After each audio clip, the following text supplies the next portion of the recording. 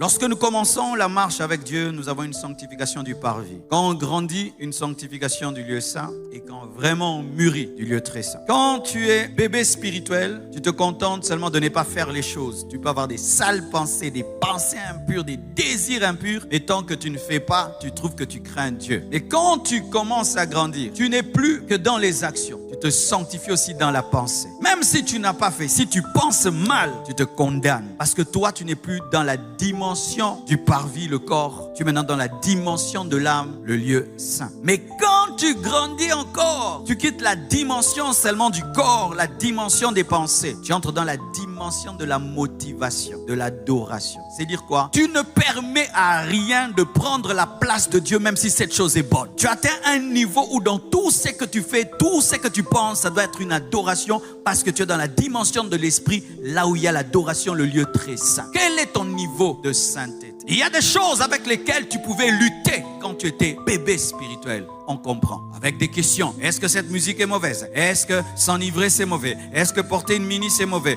Est-ce qu'on comprend ça dans un nouveau converti? Mais si après des années, tu continues dans ces mêmes choses, danser la musique du monde, chanter la musique du monde, tu continues dans des flirts, tu continues dans des impudicités, tu ne te sanctifies pas parce que tu n'avances pas. Comment toi qui as 3 ans dans le Seigneur, tu as le même niveau de sainteté que celui qui s'est converti hier? Tu es dans les péchés des bébés spirituels. Pornographie, masturbation, impudicité, mensonge, vol, jalousie. Tu es dedans comme si tu t'es converti hier. C'est comme si quelqu'un qui devait être aux humanités, qui est toujours à la maternelle en train d'apprendre les couleurs et 1 + 1 = 2. C'est pourquoi tu remarques, il y a des choses que Dieu tolérait dans ta vie quand tu étais un nouveau converti, qui ne tolère plus parce que tu as grandi. Paul le dit. Il y a des choses avant tu faisais, Dieu ne te frappait pas, tu étais un bébé. Maintenant tu fais, il te frappe parce que tu n'as plus l'âge de tel péché.